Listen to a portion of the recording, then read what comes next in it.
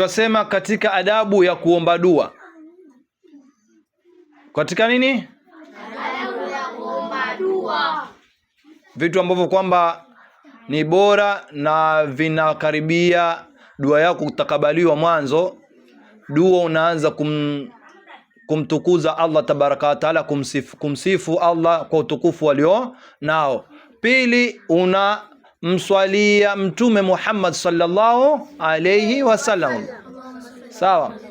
Tatu, unatakaniwa unyanyue mikono yako kwa tumbo la mbele ya vidole vyako hivi juu, yani hivi vidole kwa mbele yake hivi ndio matumbo yake ya mbele. Sawa. Alafu kwa nyuma yake twaita ni mgongo wa nyuma wa vidole vya mgongoni. Sawa. Kwa hivyo atakana hivi tumbo lako la mbele ndio ulielekee kwenye uso wako, ama juu unaelekeza juu. Sawa. Alafu lingine hiyo umeelekea kibla unapoomba dua. Ni bora hivyo vitu. Kuna vitu vingine ni bora na kuna vitu vingine ni lazima. Mfano kama unaanza dua kwa kumtukuza Mwenyezi Mungu na kumswalia Mtume, hiyo dua hiyo ujue kwa Mwenyezi Mungu inakubaliwa rahisi sana. Kuliko kwa ujiseme maneno yako hukumtajia, hukumtukuza Mwenyezi Mungu, hukumswalia Mtume, huna chako. Sawa?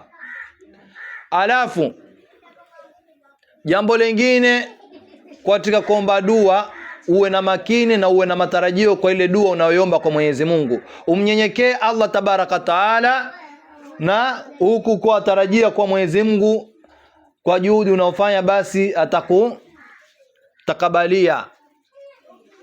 Na lingine upende kuomba Mwenyezi Mungu ikuwa mwanzo ujiepushe na maasi sana. Ukipenda dua yako ujibie kwa wepesi, jiepushe mwanzo na maasi. Usingoje ufanye maasi ndio wewe muomba Mwenyezi Mungu. Sawa? Mwanadamu wakati wote atakana saa zote amtakaoomba dua kwa Allah tabaraka. Unapokosa na unapokuwa umpata, muombe Mwenyezi Mungu dua. Tena usone Mwenyezi Mungu yuomba dua kwa mambo makubwa tu. Ama unapokuwa mfanya jambo kubwa, ataka jambo kubwa, ama umfanya jambo kubwa ataka Mwenyezi Mungu akusamee kwa ile jambo kubwa ulofanya. Paka kile kitu unachokiona ambako hapa kwako kidogo, ile kuchumvi tu ile ambaye kwamba una kitu kidogo, basi muombe Mwenyezi Mungu dua kwa ile chumvi yako akupe pia. Paka ule mchanga kuuteka chini, hili ni jambo kidogo, ni muombe Mungu ya nini kwa ajili ya mchanga. Omba Mwenyezi Mungu pia akuwezeshe kwa kile kitu ambacho unaona ni kidogo. Sawa? Na Mwenyezi Mungu atakufanyia kwa makubwa na madogo. Sawa? Twasoma dua hii. Allahumma ftah lana fathan mubina. Allahumma ftah lana fathan mubina. Wahdina siratan mustaqima. Wahdina siratan mustaqima. Wansurna nasran aziza. Wansurna nasran aziza. Watimma alaina na'mataka. Watimma alaina na'mataka. وأنزل في قلوبنا سكينتك. وأنزل في قلوبنا سكينتك. وانشر علينا فضلك ورحمتك. وانشر علينا فضلك ورحمتك. Na katika adabu unapofundishwa na mwalimu wako, adabu moja ambaye yastahiki ni pale unapokuwa wafundishwa kwa sauti, basi na wewe unatoa sauti, na sauti iende vile vile kwa harfu zilivyo. Sawa?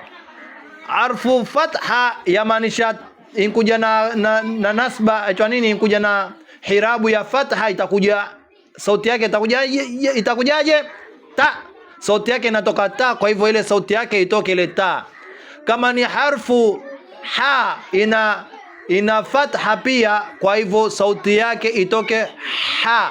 Sawa?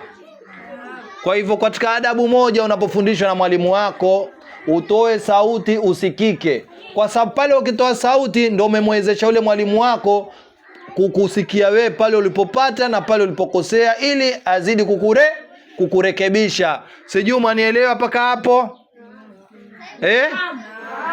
Katika adabu ya mwanafunzi anapofundishwa na mwalimu wake ni awe makini, awe na kikao kizuri cha kufundishwa, na pia vile vile mashikio yake na macho yake ayaelekeze pale panapostahiki kuelekezwa. Mashikio yako sikiza kile ile kauli anayotoa mwalimu wako ili na wewe uitoe vile ilivyo. Sawa? Na macho yako yatizame kama